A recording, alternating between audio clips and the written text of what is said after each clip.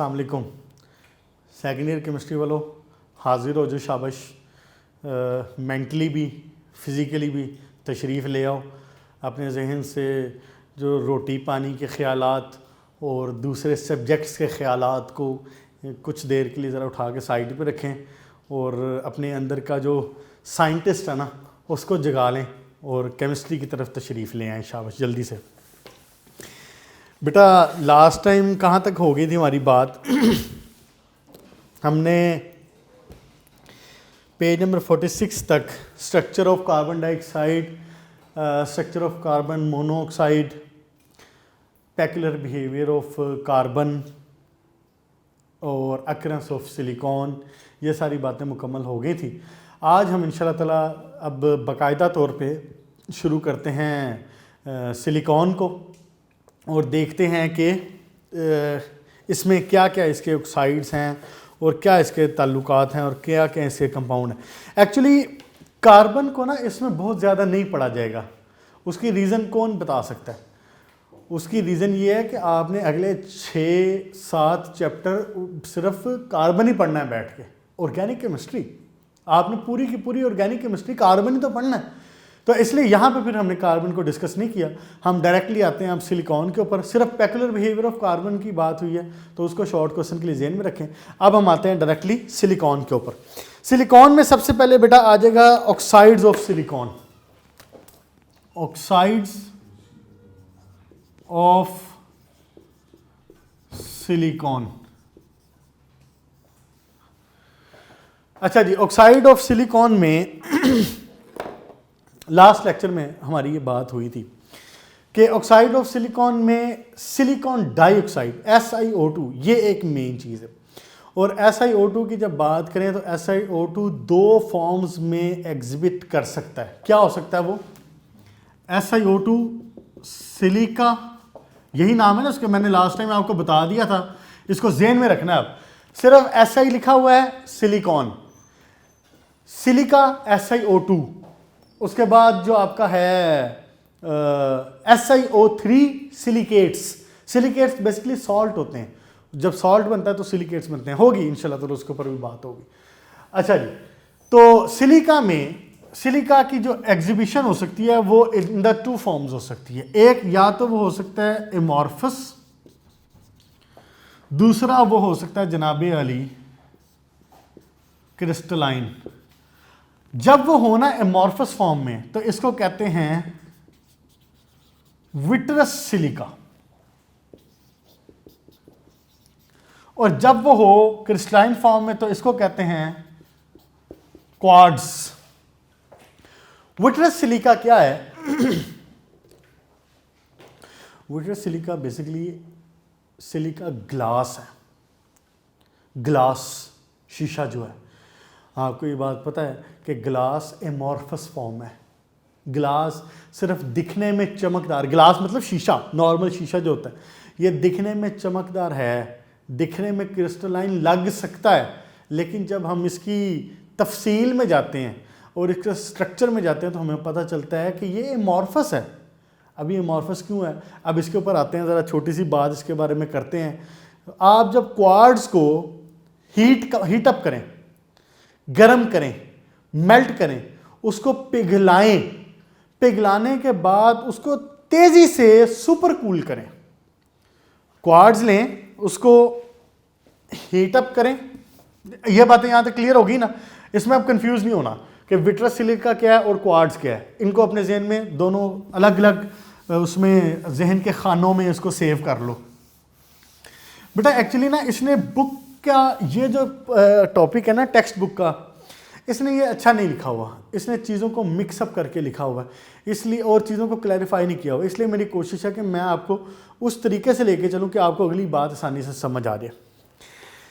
जब क्वार्ट्ज को heat up किया जाए ना, टेम्परेचर दिया जाए, तो ये लिक्विड में फॉर्म हो जाता है। ये क्या हो जाता है? मेल्ट हो जाएगा ऑब्वियसली, लिक्विड फॉर्म में आ जाएगा।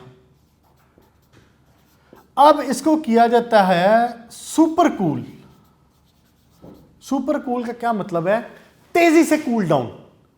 जैसे देखें ना आप, पानी को देखिए इंटरेस्टिंग बात है, जब आप पानी को आहिस्ता आहिस्ता कूल करेंगे ना तो 0 डिग्री सेंटीग्रेड पे आके पानी will be converted to ice, ऐसे ही होगा। लेकिन अगर आप इसी पानी को, लिक्विड को तेजी से कूल करें, do not allow it to cool itself, आराम आराम से कूल ना हो वो, आप उसको तेजी से कूल करें तो आप देखेंगे 0 डिग्री सेंटीग्रेड पे आके भी वो आइस में कन्वर्ट नहीं होगा, वो लिक्विड फॉर्म में मौजूद होगा। आपको उसको आइस में कन्वर्ट करने के लिए इससे भी कम टेम्परेचर करना पड़ेगा। इसको कहते हैं अंडर सुपर कूल। इसको क्या कहते हैं? Under super cool. यानी जब आप उसको सुपर कूल करते हैं और फिर वो मेल्टिंग पॉइंट से भी नीचे ले आते हैं उसको, जब उसको आप इस तरह से कूलिंग अप करते हैं तो फिर इसको कहते हैं जी अंडर सुपर कूल किया है मैंने इसको। और ये इस बात में, इस टेम्परेचर पे फिर वो क्या होगा, 0 डिग्री सेंटीग्रेड से कम टेम्परेचर पे जाके आइस बनेगा। यही काम इसमें करते हैं हम। क्वार्ट्ज को जब हीट अप किया जाता है, मेल्ट किया जाता है तो वो मेल्ट हो जाएगा, लिक्विड फॉर्म में आ जाएगा। जब आप इसको सुपर कूल करते हैं ना दोबारा तेजी से, तो ये कन्वर्ट हो जाता है किसमें? विट्रस सिलिका में। और विट्रस सिलिका को ग्लास सिलिका भी कहते हैं। आप एक काम करें जरा, आप ये करें, अभी तो हम है ना पेज नंबर 46 के ऊपर, तो 46 के ऊपर मैं इसकी प्रॉपर्टीज और ये हम सारे पढ़ते हैं 46 और 47। आप ऐसा करें जरा पेज नंबर 48 पे आए, 48 पे आए और पेज नंबर 48 पे जो सेकंड पैराग्राफ है लिखा हुआ है when crystalline silica is heated sufficiently. आप इमेजिन करें कि ये पैराग्राफ आपका विट्रस सिलिका की प्रिपरेशन, इसको उठा के पुट कर लें उसके साथ, ठीक हो गया। ये इस पैराग्राफ में आपको बता देगा विट्रस सिलिका या ग्लास सिलिका क्या होता है, उसके बाद फिर हम प्रॉपर्टीज पढ़ते हैं। अच्छा मैं क्या करता हूँ, बातें तो वैसे हो गई हैं, लेकिन मैं क्या करता हूँ एक दफ़ा इसको जल्दी से एक नज़र इस पर मार लेता हूँ और आपके सामने पढ़ देता हूँ ताकि आपको आसानी हो जाए। अगर आपको पेपर में शॉर्ट क्वेश्चन आता है, वो पूछता है कि जी विट्रस सिलिका क्या है या ग्लास सिलिका क्या है या सिलिका ग्लास क्या है, तो आपने वो यहाँ से बताना है, पेज नंबर 48 के ऊपर जो सेकंड पैराग्राफ है, ठीक हो गया। टेक्स्ट बुक में उसने यहाँ ऐसे लिखा हुआ है जरा मिक्सअप करके, लेकिन नोट्स में उसने कंबाइन करके लिख दिया हुआ। कहता है जी when crystalline silica is heated sufficiently it melts give viscous liquid have random structure presumably with the silicon atom still on the average close to 4 oxygen atom and the oxygen atom close to 2 silicon atom। इसके बारे में हम बात करते हैं कि silicon का structure क्या होता है कि 4 ऑक्सीजन सिलिकॉन को घेर के रखते हैं। हर ऑक्सीजन 2 सिलिकॉन के साथ अटैच होता है, हर सिलिकॉन 4 ऑक्सीजन के साथ अटैच होता है। ये भी हम बात करते हैं उसके स्ट्रक्चर में। फिलहाल आप सिर्फ ये देख लें कि विट्रस सिलिका है क्या। कहता है कि जब इस सिलिका को, लिक्विड सिलिका को कूल किया जाए तो ये क्रिस्टलाइज नहीं होता रेडिली। ये आपने याद है, आपने फर्स्ट ईयर के चैप्टर 2 में जब क्रिस्टलाइजेशन पढ़ी है तो वहाँ पे आपने ये चीज़ पढ़ी थी कि आपके लिए ज़रूरी है कि आप क्रिस्टल्स को, वो जो आपने सैचुरेटेड या सुपर सैचुरेटेड सोल्यूशन बनाया है, आप उसको अलाउ करें कि वो स्लोली कूल हो। नॉर्मली कूल यानी होगा, अगर स्लोली कूल होगा, तेज़ी से कूल नहीं होगा, तो फिर वो आपको एक गुड क्रिस्टल्स का साइज़ देता है। याद आई बात? अगर वहाँ पे आप उसको बहुत तेज़ी से कूल करें तो क्रिस्टल्स बनते ही नहीं हैं फिर, और अगर आप उसको बहुत स्लो कूल करें तो फिर बहुत बड़े बड़े क्रिस्टल बनते हैं। इसलिए वहाँ पे उसने बात की है कि एक ऑप्टिमम टेम्परेचर, एक नॉर्मल टेम्परेचर के ऊपर कूल होने अलाउ करें। वही बात हो रही है यहाँ पे। But usually it under super cools tremendously and eventually become rigid. ज़ाहिर है आखिरकार तो इसको हार्ड होना ही है ना। क्वार्ट्ज था, आपने इसको हीट अप किया, मेल्ट हो गया, एक विस्कस लिक्विड बन गया। विस्कस मतलब गाढ़ा, विस्कस मतलब गाढ़ा, गाढ़ा, जैसे वो होता है आपका हनी होता है, शहद होता है जैसे। तो उसको जब आप सुपर कूल करते हैं, अंडर सुपर कूल करते हैं, तो उसको वो क्या होता है, फिर वो विट्रस सिलिका बनाता है। लास्ट लाइन इसकी देख लें, वो फिर हार्ड हो जाता है दोबारा, और ये जो हार्ड और सुपर कूल्ड लिक्विड है इसको विट्रस सिलिका कहते हैं, और या इसको फ्यूज्ड क्वार्ट्ज भी कहते हैं, या इसको सिलिका ग्लास भी कहते हैं, या इसको ग्लास सिलिका भी कहते हैं। क्लियर हो गया बेटा?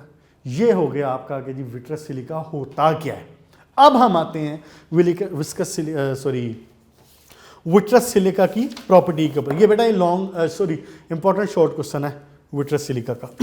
आए जरा पेज नंबर 47 के ऊपर। अब हम देखते हैं इसकी प्रॉपर्टीज़ क्या हैं। मैं आपके सामने एक नज़र प्रॉपर्टीज़ पे डाल देता हूँ, मैं कोशिश करता हूँ वो एक्सप्लेन भी हो जाए साथ साथ, इंशाल्लाह ताला उसमें कुछ नहीं मामला रहेगा, वो भी शॉर्ट क्वेश्चन के तौर पे जहन में रखें। क्या होगा इसमें, प्रॉपर्टीज ऑफ विट्रस सिलिका। ठीक हो गया जनाब। आए जी, सबसे पहली बात, in silica every silicon atom is attach tetrahedrally to 4 oxygen atom and, ये वाली बात आपको याद है ना, उसमें मैंने लास्ट टाइम एक लेक्चर में ये बात की थी जब मैंने ये स्ट्रक्चर पूरा बनाया था, ये वाला oxygen silicon oxygen oxygen oxygen oxygen oxygen, ऐसे गौर करें। हर सिलिकॉन 4 ऑक्सीजन के साथ अटैच है, 1 2 3 4, 1 2 3 4, 1 2 3 4, ये यही वाला स्ट्रक्चर बनता है। ये देखें जो मैंने आपको लास्ट टाइम उस पर बता के बताया भी था।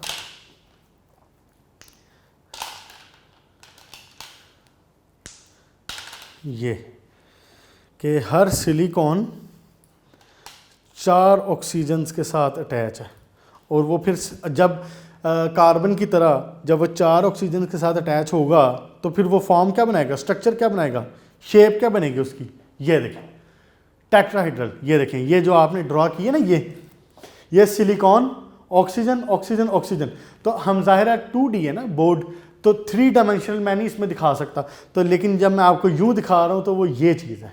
ये black is the silicon, white oxygen oxygen oxygen, और ये पीछे वाला ऑक्सीजन जिसको मैंने यूं नीचे को दिखाया हुआ है। तो इस तरह से ये पूरा स्ट्रक्चर टेट्राहेड्रली और पूरा 3D फॉर्म में ये स्ट्रक्चर ग्रो करता चला जाता है। इस तरह से ये फर्दर आगे सिलिकॉन के साथ अटैच, फिर आगे फर्दर अटैच। ये देखें ये होता है जनाब आपका sp3 हाइब्रिडाइजेशन, sp3 स्ट्रक्चर। अच्छा जी, और जो लास्ट टाइम हमने CO2 पढ़ा था, कार्बन डाइऑक्साइड, वो ये लीनियर स्ट्रक्चर होता है कार्बन डाइऑक्साइड का। ये देखें ज़रा, ये कार्बन, ये 2 ऑक्सीजन, ये ऑक्सीजन, कार्बन ने ऑक्सीजन के साथ डबल बॉन्ड बनाया हुआ, कार्बन ने ऑक्सीजन के साथ डबल बॉन्ड बनाया हुआ, और इसको लीनियर इसीलिए कह रहे हैं। ये देखें एक प्लेन में मौजूद है, एक प्लेन में मौजूद है, कार्बन ऑक्सीजन CO2 वाला स्ट्रक्चर, और टेट्राहेड्रल मैंने आपको बता दिया। ठीक हो गया बेटा। अच्छा जी, देखें ज़रा, अब आए इसके ऊपर, इसकी प्रॉपर्टीज़ के ऊपर। सबसे पहले देखें high transparency to light, water light की तरफ ट्रांसपेरेंट होता है, यानी कि इसके अंदर से जो रोशनी है वो गुजर सकती है, इजीली गुजर सकती है, अच्छा खासा ट्रांसपेरेंट होता है। फिर दूसरी बात, very refractory, does not soften below 1500 to 1600 degree centigrade. यहाँ पे इसने वर्ड यूज़ किया रिफ्रैक्टरी। रिफ्रैक्टरी मटेरियल उनको कहते हैं जिनका मेल्टिंग पॉइंट वेरी हाई हो, जो जल्दी मेल्ट ना करते हो। क्या वर्ड यूज किया उसने, रिफ्रैक्टरी। हाई मेल्टिंग पॉइंट, यानी वो लिक्विड जिनका मेल्टिंग पॉइंट हाई होता है, लिक्विड कह रहा हूं, सॉलिड, वो सॉलिड्स ऐसे मटेरियल्स जिनका मेल्टिंग पॉइंट हाई होता है उसको कहते हैं रिफ्रैक्टरी मटेरियल। आपको पता है ये जो फर्नेसेस होती हैं इंडस्ट्री में, जब आप अल्लाह खैर रखे जो केमिस्ट्री पढ़ेंगे फर्दर फ्यूचर में जाके, या आप में से जो इंजीनियर्स बन जाएंगे तो इंडस्ट्री में जॉब करने जाएंगे, तो वो इंडस्ट्रीज़ में देखेंगे कि वहाँ पे अक्सर इंडस्ट्रीज़ में हमें हाई हीटिंग की ज़रूरत पड़ती है, चीज़ों को हाईली हीट करने की, टेम्परेचर हाई देने की। तो फर्नेसेस होती हैं, उनको कहते हैं फर्नेस। क्या वर्ड यूज़ कर रहा हूँ मैं, फर्नेस। फर्नेस मतलब भट्टी, जहाँ पे हाई टेम्परेचर दिया जाता है। तो वो जो फर्नेसेस होती है ना, फर्नेस की इंटरनल जो लाइनिंग होती है, अंदर की जो लाइनिंग होती है, जैसे ये फर्नेस है ना, तो इसके जो अंदर की जो लाइनिंग होती है ना, लाइक जो मैं ब्लू से शो कर रहा हूं, ये रिफ्रैक्टरी मटेरियल की बनी होती है। रिफ्रैक्टरी मटेरियल कोई ऐसा मटेरियल होते हैं जो कि मेल्ट ना कर सकें। देखें ना, आपने मिसाल के तौर पे आपने रिएक्शन करवाना है, लेट्स से एयर को जलाना है, एयर को बर्न करना है। जैसे आप देखेंगे जाके इसमें इंडस्ट्री वाले चैप्टर में आप देखेंगे जहाँ पे यूरिया की मैन्युफैक्चरिंग की जा रही होती है, तो शुरू में एयर को बर्न किया जाता है। एयर को बर्न किया जाता है हाइड्रोजन नाइट्रोजन हासिल करने के लिए, तो वहाँ पे कार्बन डाइऑक्साइड हासिल करने के लिए। तो वहाँ पे जब बर्न करते हैं तो उस फर्नेस में टेम्परेचर कोई 1200-1300 डिग्री सेंटीग्रेड के करीब होता है। तो अगर इतने हाई टेम्परेचर पे यहाँ पे आप रिफ्रैक्टरी की लाइनिंग नहीं लगाएंगे, रिफ्रैक्टरी मटेरियल यहाँ पर लाइनिंग इसकी नहीं होगी, तो ये तो फर्नेस ही जल जाएगी आपकी, फर्नेस का मटेरियल सारा पिघल जाएगा। इसलिए यहाँ पे अंदर रिफ्रैक्टरी मटेरियल की लाइनिंग होती है, और रिफ्रैक्टरी मटेरियल क्या है, जिसका मेल्टिंग पॉइंट हाई होता है। तो सिलिका एक रिफ्रैक्टरी मटेरियल है, इसका मेल्टिंग पॉइंट हाई है, around 15 to 1600 degree centigrade. Very low thermal expansion, thermally ज़्यादा एक्सपैंड नहीं करता। जब आप इसको हीट अप करें तो एक्सपैंड ज़्यादा नहीं करता, इसलिए इसको कहेंगे very low thermal expansion. Excellent insulator, insulator है इसमें से, यानी करंट नहीं पास हो सकता, इंसुलेटर, कंडक्टर नहीं है, insulator. Hard, brittle and elastic है, हार्ड मटेरियल है। ब्रिटल मटेरियल, ब्रिटल वो होता है जो कि टूट जाता है। देखें, जब आप किसी चीज़ को मिसाल के तौर पे फोल्ड कर रहे हो, ये मार्कर है, मैं इसको यूं करके मोड़ रहा हूँ, ऐसे इसको जोर लगा रहा हूँ, मोड़ रहा हूँ, लेकिन ये मुड़ नहीं रहा। क्यों? क्योंकि ये इलास्टिक नहीं, एक स्लाइटली एक एक्सटेंड तक मुड़ रहा है, ये हल्का सा हो जाता है बेंट, लेकिन जैसे ही मैं इस बेंट पोजीशन से ज़्यादा जोर लगाऊंगा तो ब्रिटल है, ये टूट जाएगा।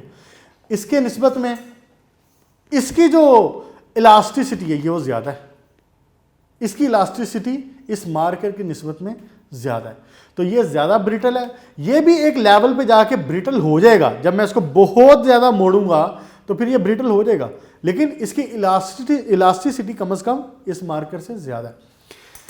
उसके बाद इनसॉल्युबल इन वाटर है, वाटर में सॉल्युबल नहीं होता। आपको पता है, रेत वगैरह आप मिक्स कर दें वाटर में, वो सॉल्युबल नहीं होती। शीशा उठा के आप पानी में डाल दें, वाटर सॉल्युबल नहीं होता। And inert toward many reagent, काफ़ी रीजेंट की तरफ नहीं करता, ये रिएक्शन नहीं करता, इनर्ट है, रिएक्शन नहीं करता।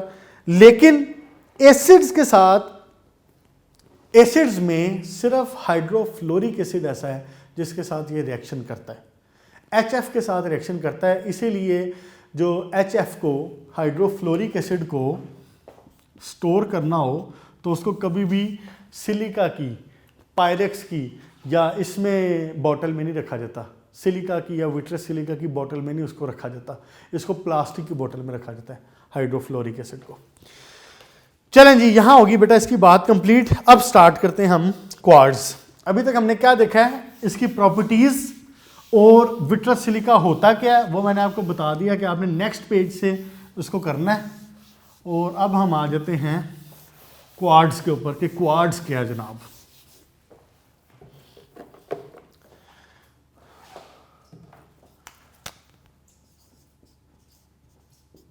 क्वार्ट्ज,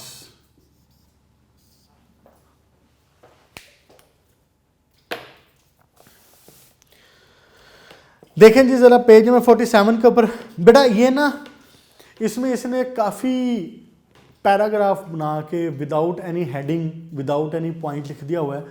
आप, आई विल रिकमेंड कि आप ये वाला जो टॉपिक है ना, या तो अपने नोट्स से करें, पेज नोट्स के पेज नंबर 77 के ऊपर ये टॉपिक दिया हुआ है, पेज नंबर 77 है, उसके ऊपर क्वार्ट्ज का टॉपिक पूरा दिया हुआ है उसने, वहाँ पे उसने हेडिंग्स बनाई हुई हैं और तरतीब से लिखा हुआ है। वरना फिर आप इसके ऊपर पॉइंट्स बनाएं अपने।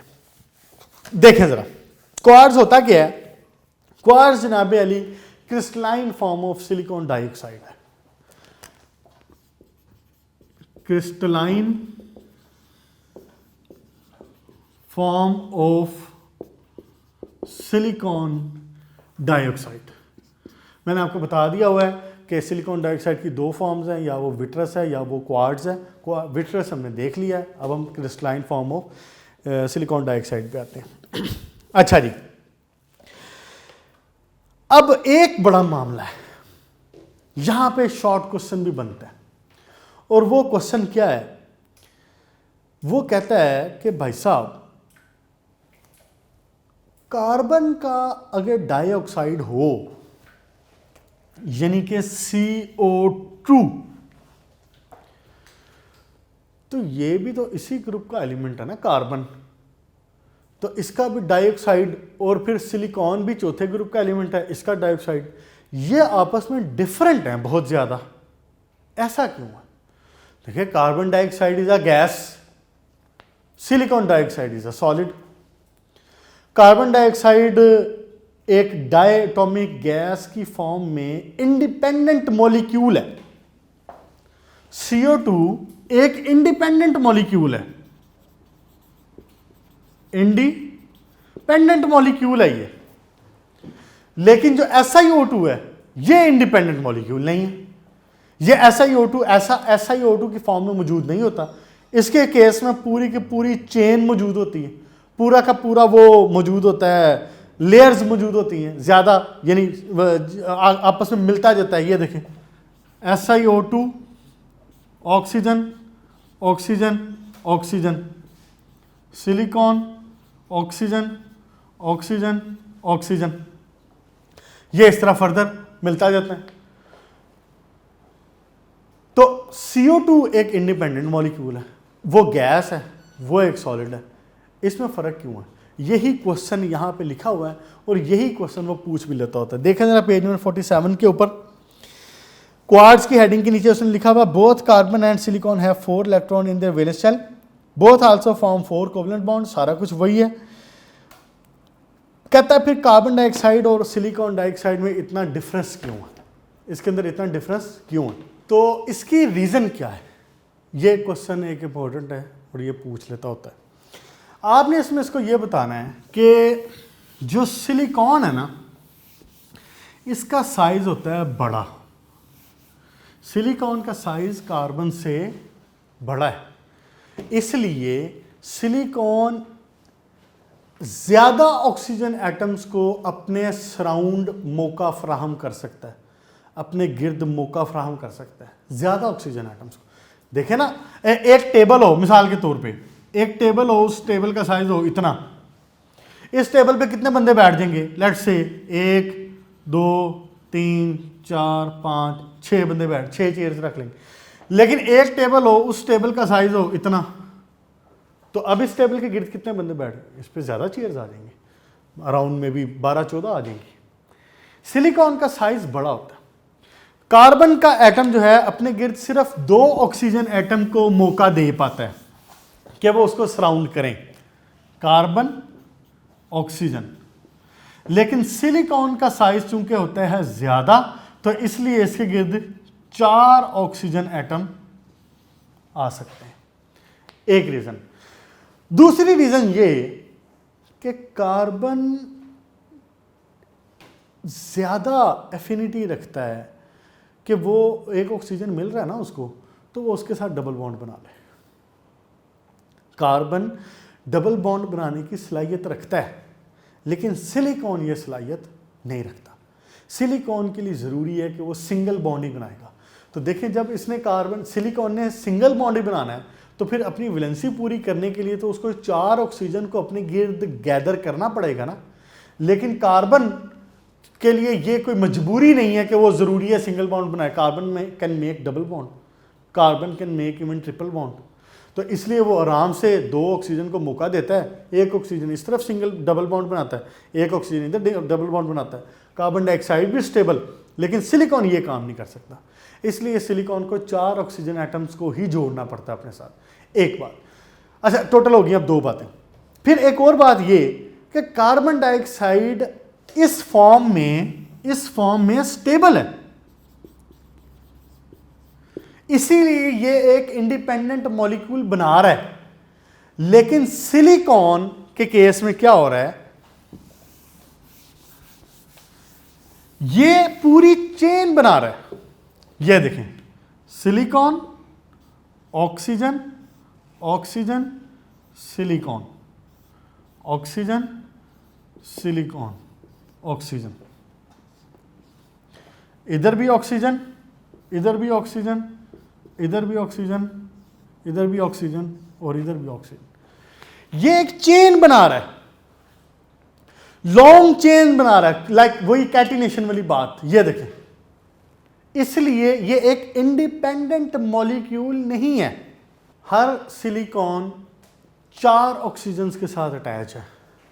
सिलिकॉन 1 2 3 4 ऑक्सीजन, हर ऑक्सीजन 2 सिलिकॉन के साथ अटैच है। Oxygen, 1 silicon, 1 silicon. ये एक पूरा नेटवर्क बना रहे हैं ऐसे। हम अगर इसके ओवरऑल पूरे कंपाउंड को जब देखते हैं ना, तो हमें पता चलता है कि ऑक्सीजन की निस्बत सिलिकॉन्स आर डबल, यानी कि सॉरी उल्टा बोल गया मैं, और सिलिकॉन की निस्बत ऑक्सीजन आर डबल। हर सिलिकॉन 4 ऑक्सीजन के साथ है और हर ऑक्सीजन 2 सिलिकॉन के साथ। इसका मतलब कि हर सिलिकॉन की निस्बत ऑक्सीजन उससे डबल मौजूद है। इसलिए इस कंपाउंड को, इसको शॉर्टली, इसका जो एम्पिरिकल फार्मूला निकाला जाता है वो SiO2 निकाला जाता है। इसके अंदर SiO2 इंडिपेंडेंट नहीं होते। अगर इसको जोड़ूं तो ये बनेगा करीब Si2, देखें ना, 2 सिलिकॉन और ऑक्सीजन कितने, O4, Sa2O4 बनेगा। तो SiO2 का इंपिरिकल फार्मूला क्या बनेगा, SiO2। इसलिए इसको सिलिकॉन डाइऑक्साइड कहते हैं। बात क्लियर होगी, कॉन्सेप्ट क्लियर हो गया यहां पे। तो कार्बन डाइऑक्साइड एक इंडिपेंडेंट मॉलिक्यूल है, एक लीनियर मॉलिक्यूल है, लेकिन जो सिलिकॉन डाइऑक्साइड है ये इंडिपेंडेंट मॉलिक्यूल नहीं है। ये एक टेट्राहेड्रल फॉर्मिंग एक स्ट्रक्चर है पूरा, which is growing in the form of a chain, चलता चला जा रहा है। ये रीजन है जिसकी वजह से जो आपका कार्बन डाइऑक्साइड है that is a gas and silicon dioxide is a solid form में होता है वो। देखें जी जरा, आप यहाँ पे अब एक लॉन्ग क्वेश्चन के लिहाज से बात इंपॉर्टेंट है। पेज नंबर 47 के ऊपर जो है स्ट्रक्चर ऑफ सिलिकॉन डाइऑक्साइड।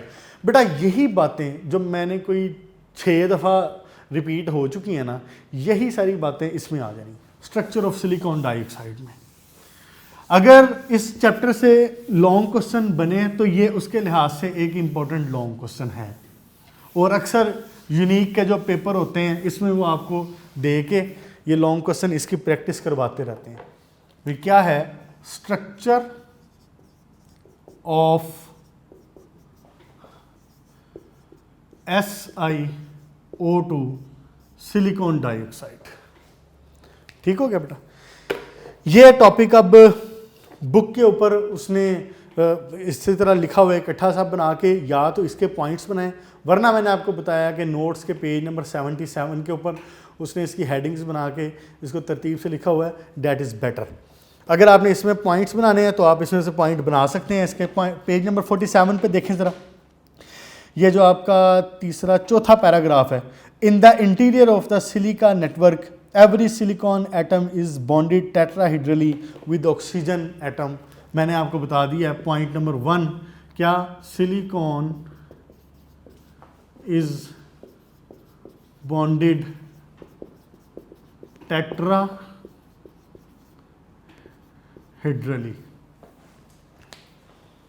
ये फॉर्म सिलिकॉन 4 ऑक्सीजन।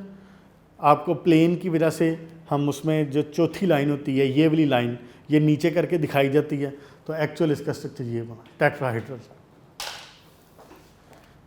उसके बाद दूसरा point, with 4 oxygen atom and every oxygen atom, इसमें ये बता देंगे साथ में विद 4 ऑक्सीजन एटम। एक पॉइंट तो हो गया ये। फिर दूसरे पॉइंट में आप कह देंगे कि every oxygen is attached to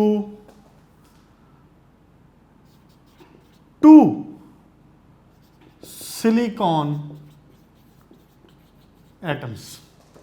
सारी बातें एक्सप्लेन होगी, स्ट्रक्चर जेन में रखे हम साथ में। उसके बाद पॉइंट नंबर 3 देखें, वही वाली बात अभी जब मैंने पहले की है कि जब आप रेशो निकालें तो रेशो जब निकलती है तो क्या बनता है,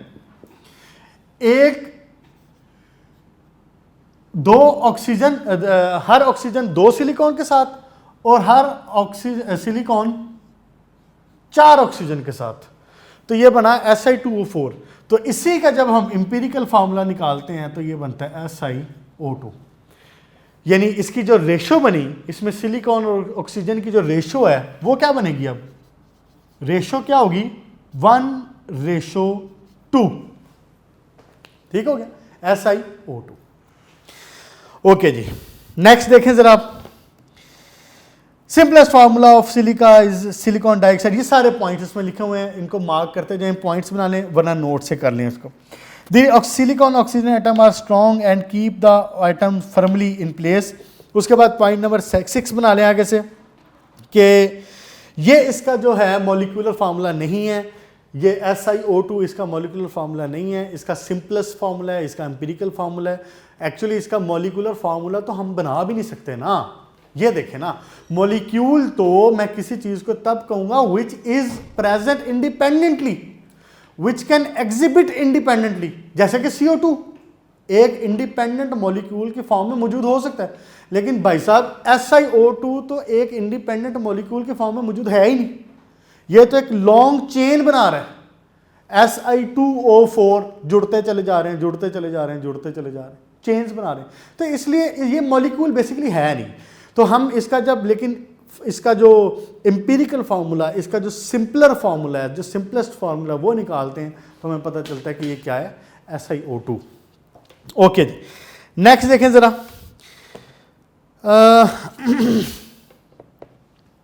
अच्छा, इसमें अब सिर्फ एक छोटी सी बात है, वो ये कि नोटिस करें जरा, मैं एक दफ़ा दोबारा ड्रॉ कर देता हूँ। यहाँ तक पॉइंट क्लियर हो गए हैं, बाकी पॉइंट इसके ऊपर बना लें, या तो इसको फिर नोट से करें, नोट्स में उसने हेडिंग शेडिंग बना के इसका लिखा हुआ है।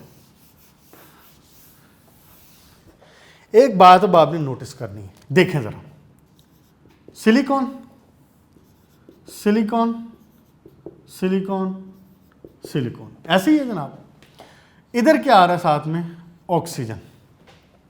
ये ऑक्सीजन फर्दर सिलिकॉन के साथ अटैच है, ये सिलिकॉन फर्दर ऑक्सीजन के साथ अटैच है। इसी तरह ये सिलिकॉन ऑक्सीजन से अटैच है, ये सिलिकॉन भी ऑक्सीजन से अटैच है। यही वाला मामला चलता जा रहा है, ऑक्सीजन ऐसे ही है। 2 इधर भी बना लूं,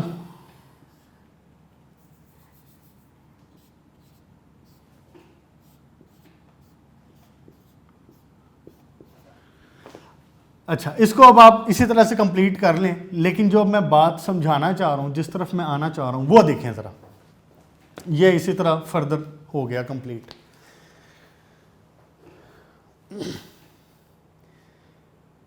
इस सिलिकॉन की वैलेंसी सेटिस्फाइड है, कितने बॉन्ड बना रहा है, 1 2 3 4। इस सिलिकॉन की भी सेटिस्फाइड है, इस सिलिकॉन की भी सेटिस्फाइड है, इसी तरह इसकी भी, इसकी भी, इसकी भी, सबकी सेटिस्फाइड है। अगली बात देखिए, इस ऑक्सीजन की वैलेंसी सेटिस्फाइड है, 2 बॉन्ड बना रहा है, बना रहा है, ये 2 बॉन्ड बना रहा है, बना रहा है, ये भी बना रहा है, ये भी बना रहा है, ये भी बना रहा है, ये भी बना रहा है, सारे बना रहे हैं।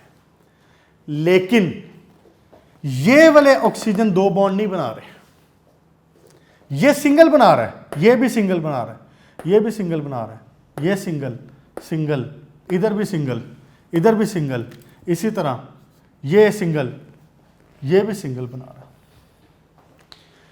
है। मीन्स ये कंपाउंड है पूरा, ये पूरा स्ट्रक्चर है।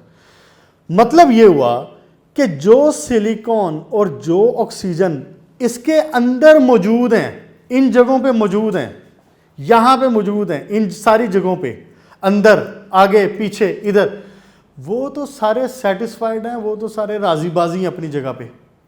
लेकिन वो ऑक्सीजन जो यहां पे मौजूद है टॉप पे, ये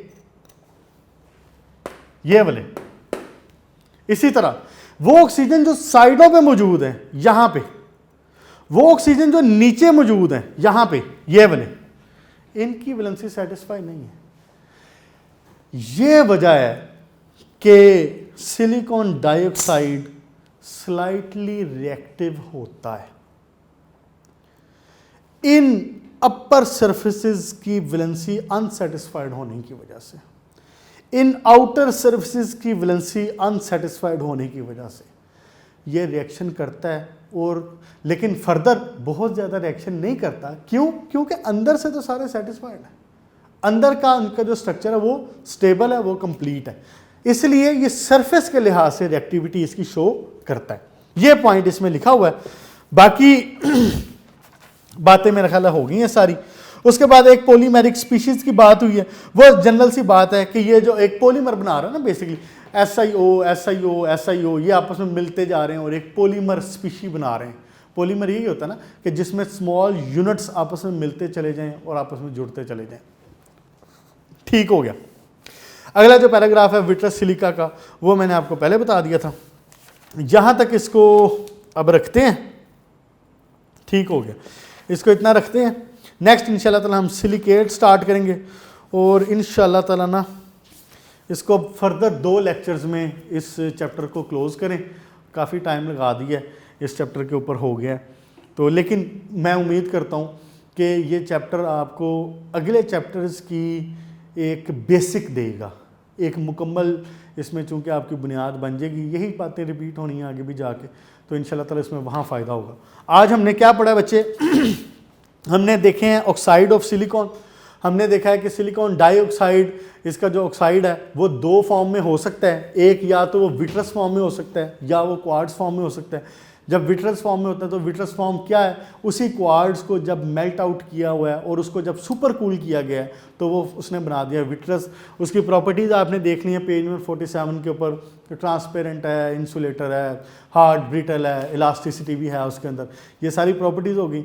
उसके बाद फिर हमने नेक्स्ट बात की थी कि जी क्वार्ट्ज क्या है, और फिर एक और शॉर्ट क्वेश्चन इंपॉर्टेंट था कि SiO2 और carbon dioxide, why they are two different, कि जी carbon dioxide is a stable gas और सिलिकॉन डाइऑक्साइड वो एक सॉलिड फॉर्म में होता है।